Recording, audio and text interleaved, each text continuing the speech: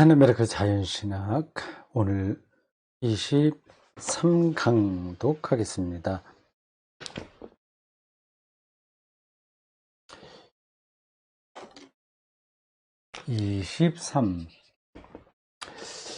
22강 할 때 그 우발성을 독일어로 콘팅겐츠라고 한다면서 스펠링을 썼는데 틀렸어요. 콘팅겐 해야 됩니다. 이게 n이 들어가야 돼요. 틀렸네요. 콘티겐츠, 콘팅, 여기 n이 들어가야 된다. 콘팅겐츠. 머릿속에 넣어야 되겠습니다. 영어로도 비슷하게 발음합니다. C로 시작하죠. 영어로는 C-O-N, T-I-N-G, 콘팅겐, 츠가 아니라 콘팅겐 C-Y, 콘팅겐 C, 이렇게 컨팅겐 C, 독일어로는 콘팅겐츠 이렇게 합니다. 우발성, 우연성 이런 뜻입니다. 네, 그 단어로 이 개념을 다 말하기 힘들어요. 네, 이제 읽다 보면 그 개념들이 더 우리들에게 잘 들어오지 않겠습니까? 오늘 23강입니다. 65쪽이에요. 중간 패러그래프입니다. 신적 활동 하나님의 행위죠. 하나님이 하신 일. 구약 성경에 그런 표현을 많이 씁니다. 하나님께서 크고 놀라운 일을 행하셨다. 신약에서는 하나님께서 예수 그리스도를 통해서 놀라우신 일을 행하신다. 기본에 깔려 있습니다. 하나님이 일하시는 거죠. 근데 그게 어떤 왕이 할 수 있는 일, 그런 정도가 아니라 아무데 따라 살 수 없는 기이한 일을 행하시는 겁니다.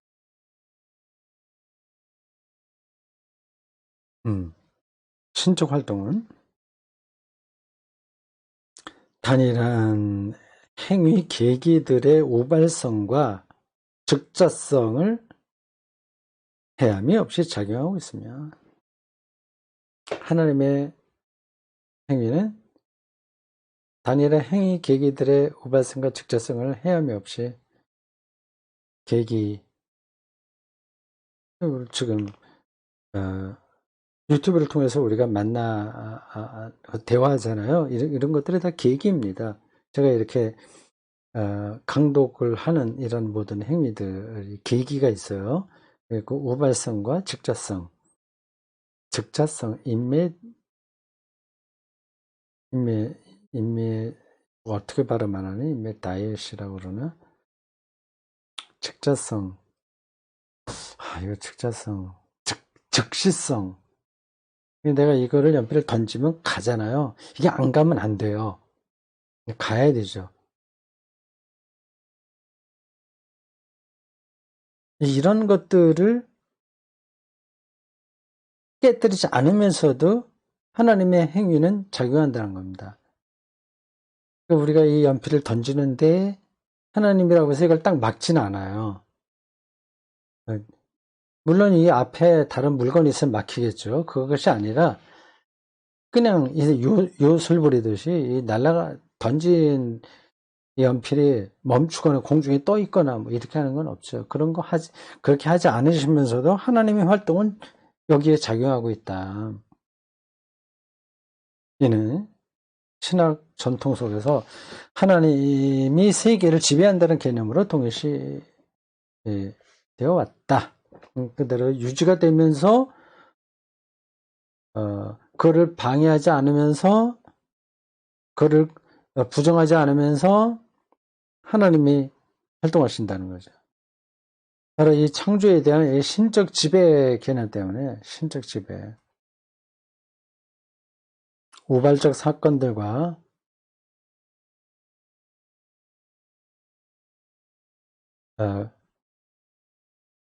피조된 형태들의 순서가 모든 피조물의 궁극적 완성과 찬미라는 신적인 목적을 향해서 계속적으로 진행되는 형태를 갖게 되는 것이다.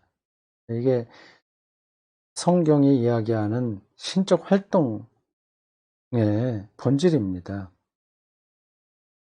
좀 까다롭죠. 그냥 하나님 창조해서 하나님의 영광을 위해서 모든 피조물들은 존재해야 돼. 뭐 그렇게 말은 되는데 그런 건 이제 알아들을 수 있는데 이게 우발성 뭐 이런 거하고 연관되니까 조금 연결해서 생각하기가 안 어렵습니다. 그게 극복해야 됩니다. 파넨베르크 신학 그 이해하기 어려운 점이 바로 그겁니다. 이런 것들을 이해하려면 철학, 물리학 이런 것에 대한 이해가 기본에 깔려 있어야 되죠.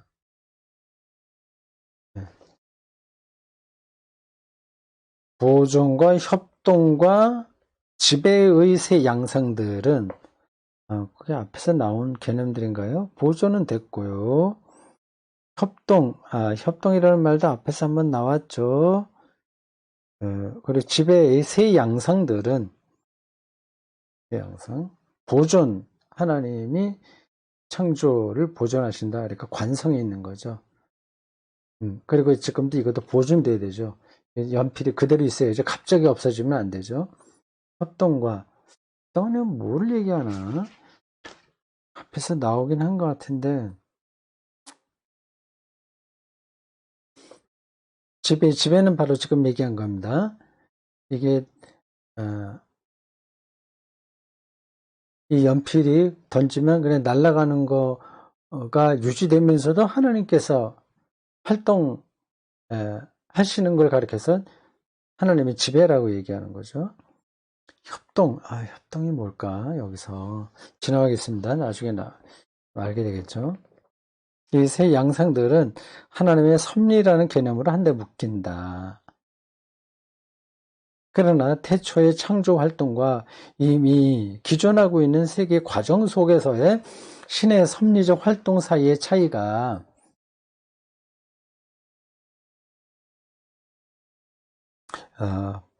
뿐만 아니라 섭리 개념 자체를 구성하는 하위 개념들 사이의 차이가 이 모든 양상들 속에 담겨 있는 신적 활동의 통일성을 희석시키는 방향으로 해석되어서는 안 된다. 좀 어려운 문장이네요. 다시 읽어보겠습니다. 천천히. 이런 걸 읽으려면 더 집중을 해야 되는데 이거를 이미 다 알고 있으면 읽기에 뭐 그냥 집중하지 않아도 되지만 지금 우린 거의 파넨베르크 선생 앞에서는 학생이나 마찬가지거든요. 그러니까 새로운 설명이고 또 우리가 일반적으로 알고 있는 것보다도 한층 더 깊이에서 말하기 때문에 정신 바짝 차리지 않으면 무슨 말이지 하고 놓칠 수가 있습니다. 보존과 협동과 지배의 세 양상들은 하나님의 섭리라는 개념으로 한데 묶인다. 여기까지는 좋아요. 그러나 태초의 창조 활동과 이미 기존하고 있는 세계 과정 속에서의 신적 섭리적 활동 사이의 차이가 여기 어떤 차이가 있다고 하는 거지? 처음의 활동과 그때는 뭐 말씀으로 창조했기 때문에 그 방식하고 지금은 말씀으로 창조하는 건 아니죠. 지금은 다른 방식으로 여기에 개입하시죠. 그 차이가 있는 거죠. 처음 창조와 창조의 보존에는 차이가 있다. 거기까지 그렇게 이해하고요. 뿐만 아니라 섭리 개념 자체를 구성하는 하위 개념들 사이의 차이가 크게 보면 섭리 개념인데 하나님의 뜻인 거죠. 섭리. 그게 이제 하위 개념들 있잖아요. 공룡이 지구에 있다가 사라지고 뭐 그러잖아요. 그 공룡 이런 것들이 하위 개념이에요. 이게 왜 없어지지? 아직 모르잖아요. 근데 그 섭리 개념 큰 틀과 그 안에 구성되고 있는 하위 개념들 사이의 차이가 이 모든 양상들 속에 담겨 있는 모든 양상들, 보존, 협동, 지배 있는 신적 활동, 이 방식으로 보존하고 협동하고 지배한다. 협동, 과의 협동, 그러니까 생물학의 협동, 하나님이 인간의 그러한 학문적 노력과 협동한다. 그 뜻이겠죠? 아니면 모든 동식물들을 다 포함한 그들과의 협동일까요? 하여튼 조금 가까이 왔습니다. 그 협동이라는 게 보존, 협동, 지배의 세 양상.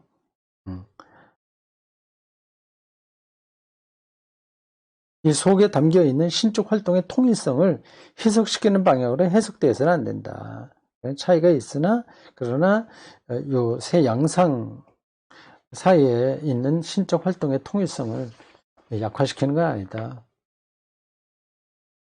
그 직접적으로 얘기하면 이런 겁니다. 진화론이 나왔다고 해서 하나님의 섭리가 이게 손상되는 거 아니다.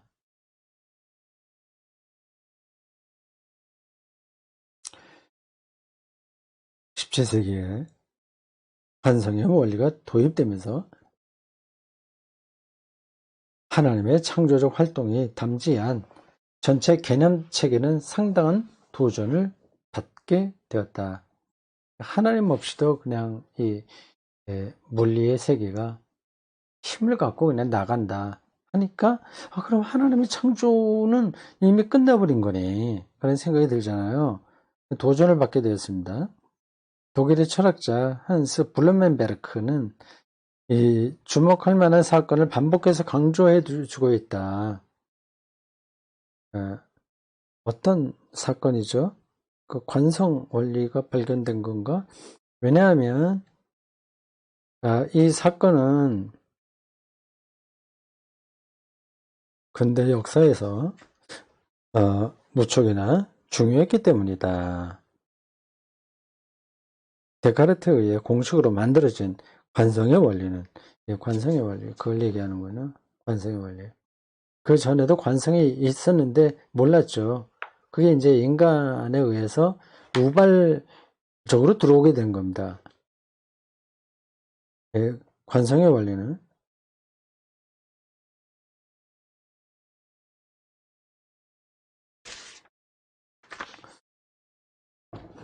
주어진 사건들의 상태가 계속적으로 존재하고 있다는 사실을 설명하는 것이 아니라 그게 아니에요. 그런 걸로 알고 있는데 관성의 원리는 상태가 계속적으로 존재한다는 사실을 설명하는 것이 아니라 오직 주어진 상태가 어떤 변화를 만들어가는지만을 설명하는 개념이다. 부분적이라고 하는 거죠. 부분적으로 해당하는 거라는 겁니다. 주어진 상태가 어떤 변화를 만들어가는지만을 설명하는 개념이다. 이렇게 던지면 조금 나가잖아요. 관성이잖아요. 그 원리를 찾은 거죠. 그 조건, 이게 그런, 어떻게 변화되는지, 어떻게 날아가는지 그걸 얘기하는 건데, 근데 이게 날아가다가 다른 게 외압에 힘을 받게 되면 이거는 그 관성의 원리에서 이제 떨어지게 돼요. 근데 그 외부에서 주어지는 힘까지는 이 관성 원리가 포착하지 못하는 거죠.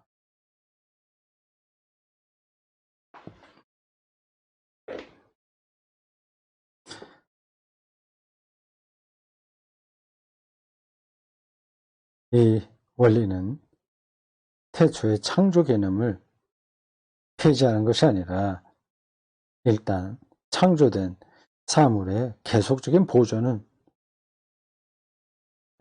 불필요하다는 것을 주장하는 것이다. 그렇게까지 말할 수 있어요? 말이 이제 굉장히 역설적으로 흘러가서 좀 뜻밖의 문장들을 만납니다. 다시요. 이 원리는 태초의 창조 개념을 폐지하는 것이 아니라 일단 창조된 사물의 계속적인 보존은 불필요하다는 것을 주장하는 것이다. 이 원리가 그런 거예요. 그 관성의 원리가. 그러니까 이제 위기가 기독교의 창조론의 위기가 온 거죠. 데카르트의 본래 의도에 반해서 관성이 물체 고유하게 내지 않은 자기 보존력으로 이해된다면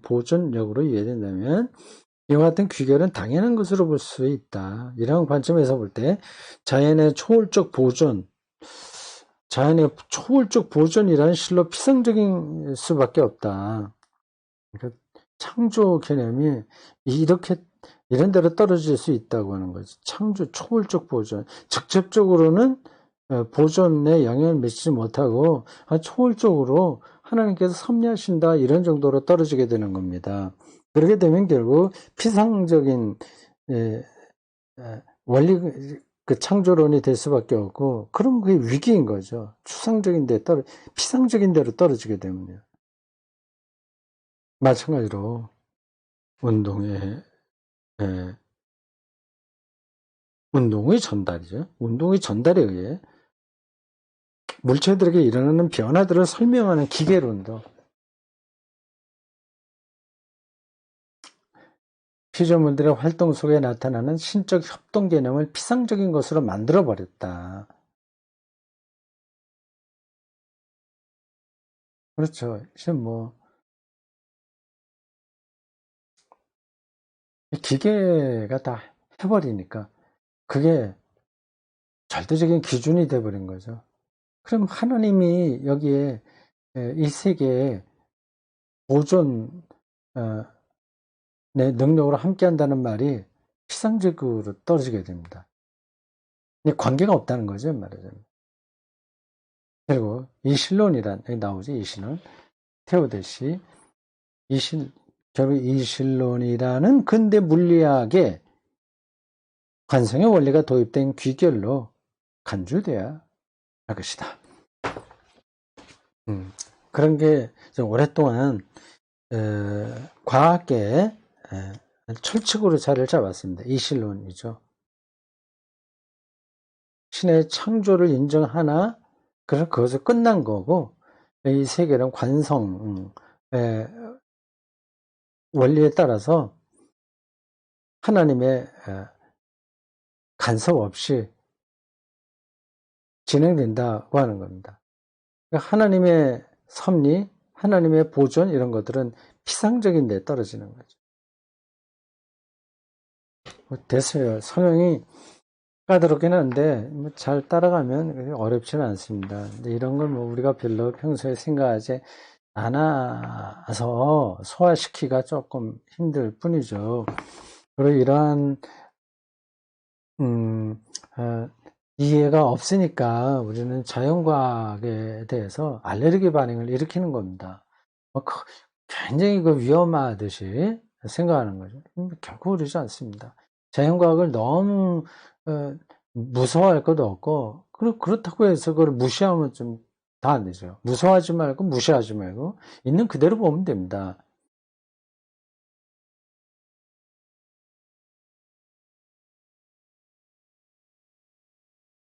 네. 이상의 발전이 지닌 역사적 중요성의 측면에서 신학과 과학 간의 관계 문제를 다루는 어떤 현대적 토론도 우선적으로 근대 과학이, 특별히 근대 물리학이 전체로서의 우주의 우발성과 우주 내 모든 부분들의 우발성에 대해서 말할 수 있는 것이 무엇인지를 묻는 작업에 초점을 맞추어야 할 것이다. 우발성 문제를 붙들고 신학이 과학과 대화해야 된다는 뜻입니다. 우발성 개념이 좀 잡혔나요? 그런 것들이 이렇게 명료해지지 않으면 책 읽기가 정말 지루합니다. 뭐가 먼저 왔다 갔다 하는 것처럼 들리죠. 얘는 물론 자연세계가 하나님의 창조와 보존 활동에 의존되어 있다는 확증들 속에 내재한 근본 논제들을 보다 보편적인 혹은 일반적인 수준에서 공식화하는 작업을 의미한다. 기독교의 전통적 신학에서 말하는 그 도그마를 인문학적으로, 그러니까 보편적으로 뭐예요? 공식화하는 작업, 논리화하는 작업이다. 생각하시면 되겠습니다. 그런 작업이 필요하죠. 그런 거 없이 우리는 21세기에 하나님을 더 이상 하나님으로 선포할 수가 없습니다. 그러니까 신학자들도 그렇고 설교하는 사람들도 정신 바짝 차려야 될 것 같아요. 피상적인 것만 다루게 되겠죠. 근데 그런 걸로 만족이 안 되니까 그냥 인간론으로 떨어지게 됩니다. 어떻게 하면 마음 걱정하지 않고 잘 사냐? 어떻게 하면 마음이 힐링을 얻냐? 어떻게 하면 제자가 되냐? 이런 데 떨어지게 되는 거죠. 그런 쪽만 잘 하더라도 소비자, 종교 소비자 표현이 좀 그렇습니다. 구매자들을 찾을 수 있긴 있습니다. 그러나 길게는 못 가죠.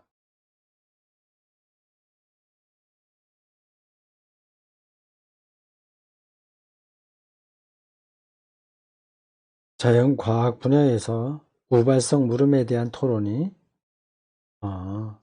1960년대에 하이델베르크에 위치한 독일 중부 도시 유명한 하이델베르크, 철학의 도시라고도 하고 신학도 괜찮죠. 하이델베르크에 위치한 개신교 연구학회 에서 개최되었다.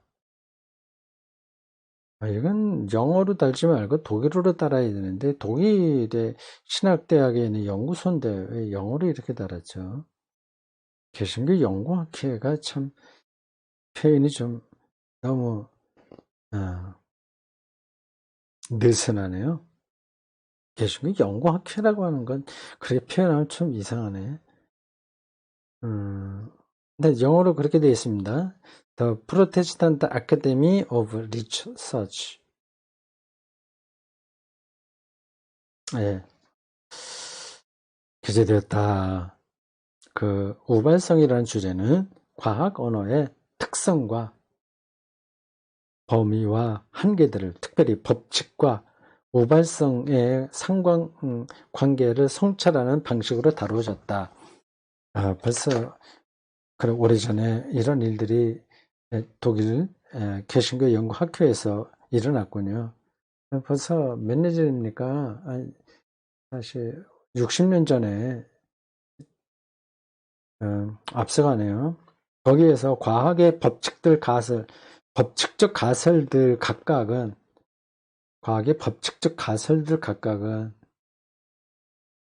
다 그 가설들이 있잖아요.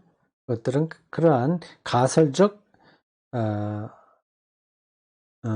확증들이 기술하고 있는 대상의 행위 양식 속에 놓여 있는 균일성들을 기술한다는 내용의 합부의문이 도출되었다.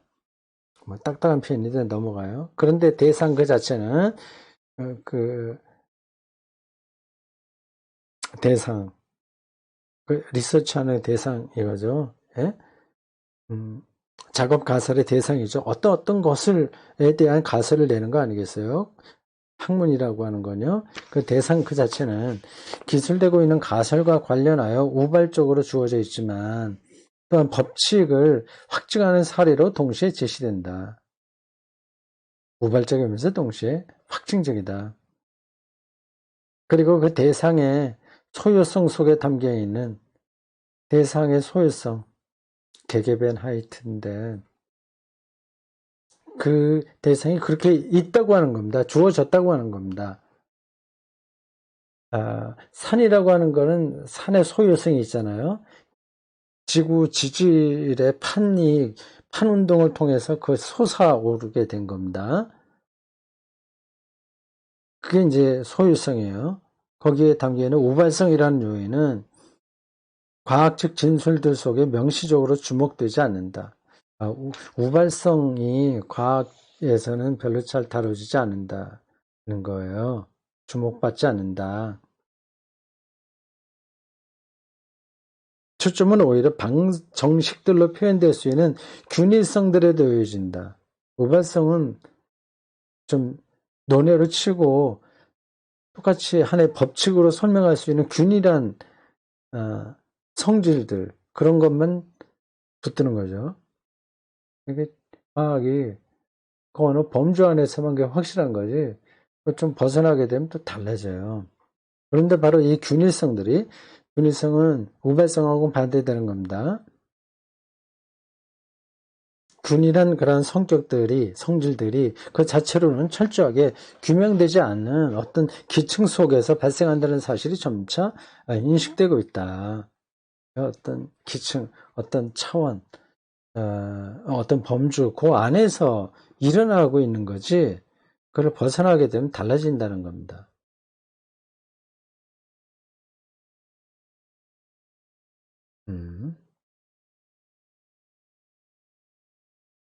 그게 구체적으로 뭐냐 하는 거를 제가 지금 설명할 자신은 없어요.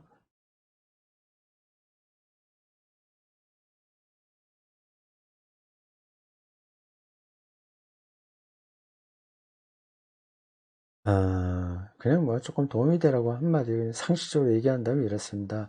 인간의 몸에 있잖아요. 이게 암이 있다고 하더라도 그게 모두 이게 똑같이 작용되는 건 아닙니다. 암세포가 뭐 대장암이 시작해서 그게 뭐 몇 년 만에 어떻게 자라고 이거 균일성을 나타내잖아요. 몇 년에서 몇 년 어떻게 자라고 뭐 그렇게 얘기하는데, 그래서 내시경을 통해서 빨리 찾아내야 되고 뭐 이런저런 얘기하는 거 있지 않습니까? 그건 나는 균일성을 얘기하는데 그게 다 그렇지 않잖아요. 그런 원리에 다 들어맞는 게 아닙니다. 한 사람의 그 암 세포가 어떻게 돼서 발생했는지는 사실 아무도 모르는 거죠. 그리고 이게 어떻게 진도를 나갈 것인가 하는 것도 그냥 통계로나 말하지 실제로 모릅니다. 아마 옛날에는 그 대장암이 아니라 다른 암도 다 같고 많은 사람들이 암에 걸렸지만 천수를 누린 사람도 많을 겁니다. 그걸 지금은 의학이 균일화해 갖고 빨리 수술해야 되고 어떻게 해야 되고 이렇게 하고 있는데, 이게 정말 좋은 방법인지 아닌지는 잘 모르겠습니다.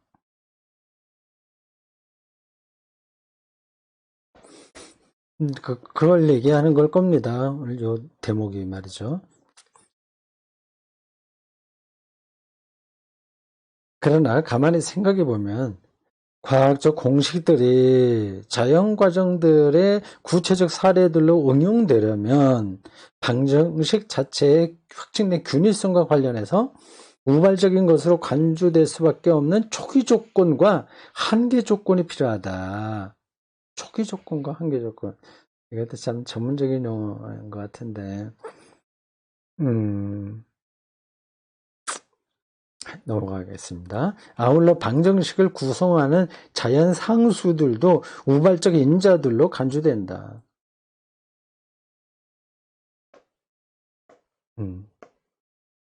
왜 사람이 말을 하게 되는지 초기 조건을 이제 잘 알아야, 그게 있어야 이제 언어가 뭔지를 과학적으로 설명해내지 않습니까?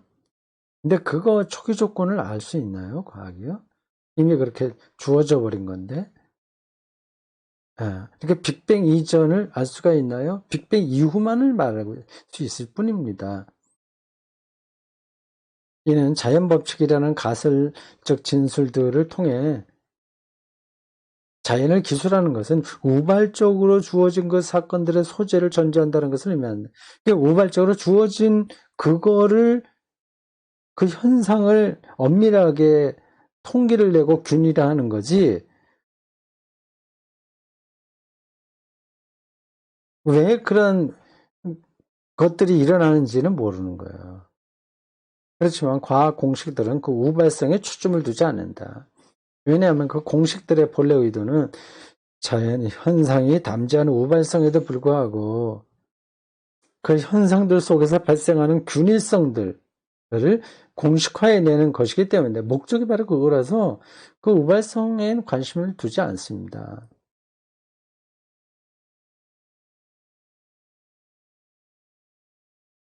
바로 이 법칙적 측면에 초점을 둔다는 것이 과학적으로 자연 과정들을 기술해내는 작업의 고유한 추상적 특징이다. 이 과학을 왜 추상적이라고 얘기했냐면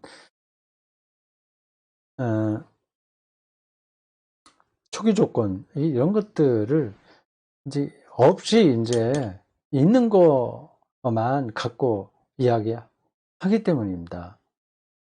그러니까 어느 한 반이 있다고 합시다.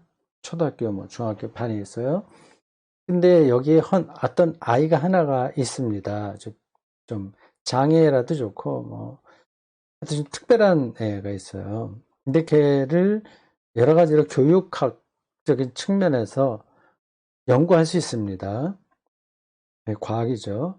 근데 그 아이가 왜 이 반에 들어왔는지는 그거는 이 교육학이 관심을 두지 않는 겁니다. 이제 비유적으로 설명한 거예요. 과학은 자연 현상, 주어진 조건 안에서 그걸 이야기할 뿐이지. 그래서 그것이 들어오게 되는 우발성은 관심이 없다. 그러니까 부분적인 거고 부분적인 것이니 추상적인 건 거죠. 그러니까 이 한 반에 들어온 특별한 아이를 그 교육학의 관점에서 다 알 수가 없는 겁니다. 이런 작업들이 필요 없다는 게 아니에요. 교육학이 의미가 없다, 자연과학이 의미가 없다고 하는 게 아니라 전체로서의 우주를 이야기하는 창조의 관점에서 그런 자연과학이 안고 있는 전제 조건들을 짚을 줄 알아야 대화가 된다. 그 얘기죠. 하여튼 제가 이해하는 건 여기까지입니다. 더 깊은 의미가 있는지 어떤지는 제가 잘 모르겠어요. 자, 수고했습니다.